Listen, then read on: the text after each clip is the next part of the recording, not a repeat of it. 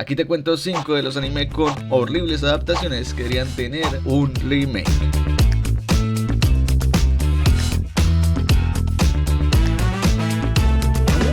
Claymore empezó siendo un manga que se hacía un nombre en la revista mensual de la Jump Square. Su adaptación al anime parecía una buena idea y Madhouse sería el que lo haría realidad. La animación no tiene nada que envidiar con las obras que se emiten en la década de los 2000, pero con tan solo 11 volúmenes en el manga disponibles para ese momento, el anime terminaría por desviarse completamente del manga hacia su final, creando un desenlace original que muchos fans encontraron insatisfactorio. Porque a pesar de que un anime sea conclusivo, diferente a su obra original no significa que sea necesariamente malo, ¿verdad? Sin embargo, con Claymore hubo tantos cambios creativos y condensaron tanto la historia para llegar al que supuestamente era la resolución del conflicto inicial, que terminaría por destruir toda la obra. Concluyendo una amplia historia con tan solo 26 capítulos, realizaron una batalla que definiría el ganador entre el bien y el mal. Cuando al igual que obras como Shingeki no Kyojin, Monster o cualquier otro seinen, el verdadero malvado se escondía entre las sombras. Decidieron que la forma de acabarlo no era responder las preguntas existenciales del universo que lo constituía, sino ofrecer una batalla entre Claire y Priscilla. Algo que no ocurre en el manga de forma concreta en realidad. La obra original en cambio prefirió explorar todo el universo a profundidad, responder la pregunta más importante de todas: ¿qué es una Claymore? El autor entonces nos brindó más sobre la organización de la que hacían parte y los personajes secundarios que nunca fueron resolutivos en el anime. En el manga tuvieron su historia. El anime omite la historia de Raki y la invasión a la base de la organización, que son cruciales para el desarrollo de la trama y los personajes. Finalmente, estas decisiones creativas desproporcionaron la historia de profundidad, al omitir partes significativas del manga y al cambiar la narrativa con el fin de darle una conclusión rápidamente, dejándonos a mucho con una sensación de conclusión muy floja. Claymore es un manga shonen que usa un arte realista y posee una historia muy madura, que de ser adaptada nuevamente se convertiría en un fenómeno como Jujutsu Kaisen o Demon Slayer. Tokyo Ghoul, creado por Shuei Ishida, se posicionó rápidamente como uno de los mangas más populares y queridos en la revista Weekly Junk Jump, con una narrativa oscura y compleja, explorando temas de identidad, humanidad y supervivencia. La adaptación al anime generó grandes expectativas. Sin embargo, cambios en los eventos clave como la tortura de Kaneki y su desarrollo psicológico están completamente alterados.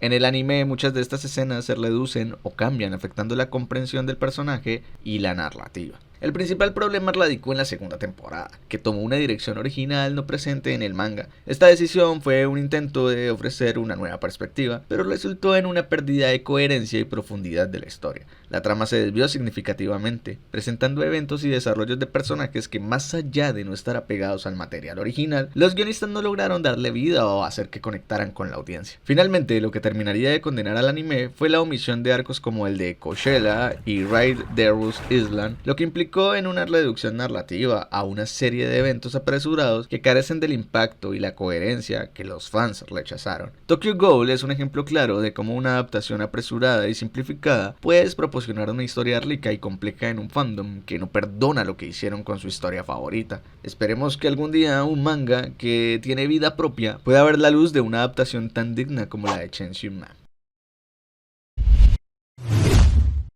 Gantz es uno de los mangas seinen más populares de la historia. Comenzó su publicación en el año 2000 y cuenta con 37 tomos en total, pero cuando tenía 8 tomos publicados se decidió a empezar la adaptación del anime emitidos por Fuji TV en el año 2004, con una censura implacable que obligó incluso a los productores a cambiar de cadena televisiva para poder emitir una segunda parte mucho más adulta. Pero los problemas de esta adaptación no terminaron allí, ya que la televisión tenía sus propias limitaciones frente a lo que podía o no mostrar abiertamente, así que los productores y guionistas hicieron cambios en la trama y el tono, alejándose de la esencia que había llevado el manga a otro nivel. Además, el anime introduce un final inexistente en el manga que en ese momento seguía en emisión, cortando la serie abruptamente con una narrativa poco desarrollada y suavizando el contenido continuamente, ya que, si aún no lo sabes, el manga de Gantz es conocido por su violencia gráfica y sus temas maduros dirigidos a un público más adulto. El anime suaviza mucho de estos elementos, reduciendo la intensidad, el gore y el impacto emocional del material original para alcanzar una audiencia más joven. Hiroya Oku, el autor del manga, expresó en una entrevista su descontento con esta adaptación del anime, especialmente con el final y las omisiones que alteraron significativamente la historia y que para su versión rompe todo lo que él mismo quería contar en su historia, la cual combina acción, ciencia ficción y las relaciones personales en el Japón contemporáneo, una crítica plausible a la sociedad. Aunque muchos desearíamos que la historia de Gantz fuera adaptada completamente a un anime, es difícil que un seinen tan controversial y artísticamente explícito pudiera haber una oportunidad en medio de tantas consideraciones sociales. Esperemos que un día alguna productora esté dispuesta a correr ese riesgo. The Promised Neverland se había convertido en la revelación de la revista Shonen Jump con su intrigante y misteriosa historia, y ya con el manga próximo a concluirse, el proyecto de adaptación fue otorgado a Cloverworks y el éxito fue rotundo. Su primera temporada convertiría el anime en una revelación del mismo modo que había ocurrido con su medio impreso. Los dotes de misterio, las referencias a la literatura occidental y los tintes de terror la convertían en el favorito de la audiencia. Sin embargo, después del éxito cosechado en la primera temporada, la segunda temporada fue una tremenda mierda. Perdón, decepción.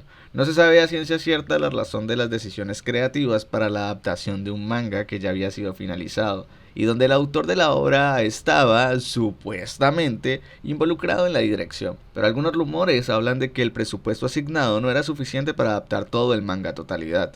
Así que hicieron lo más absurdo de todo: resumir toda la obra en una temporada final de 11 capítulos.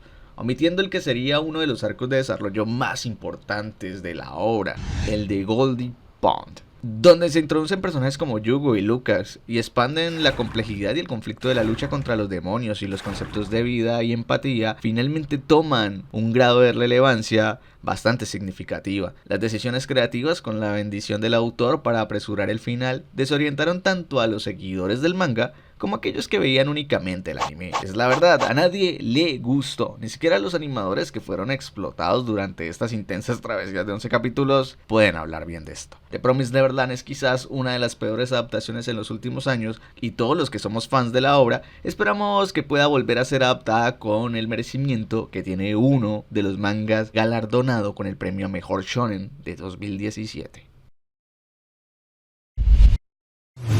La obra de Kentaro Miura, Berserk, es una de las obras más emblemáticas y aclamadas del mundo del manga.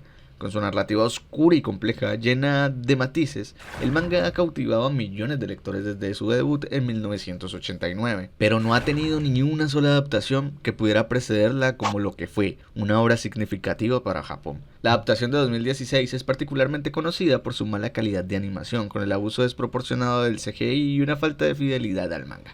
A diferencia de las adaptaciones anteriores, que a pesar de sus limitaciones lograron capturar parte de la esencia del manga, la serie de 2016 falló en casi todos los aspectos importantes, desde la animación hasta la narrativa. Tanto que Kentaro Miura no quiso volver a permitir que su obra fuera adaptada nuevamente. Otro problema de la última adaptación fue la omisión de arcos importantes del manga, como la Conviction y el Falcon of the Millennium Empire, no fueran adaptados correctamente, dejando huecos narrativos significativos que ni siquiera un espectador que no está familiarizado con la obra se percataría de lo horrible que lo hicieron. Luego está, por supuesto, el fandom, que cataloga esta adaptación como la peor en la historia del anime. Berserk merece una adaptación que respete su narrativa, que le dé un trato honorable a sus personajes y que resalte la evolución del arte que su autor impregnó en tinta, que pueda capturar la brutalidad y belleza que Kentaro Miura creó en su manga.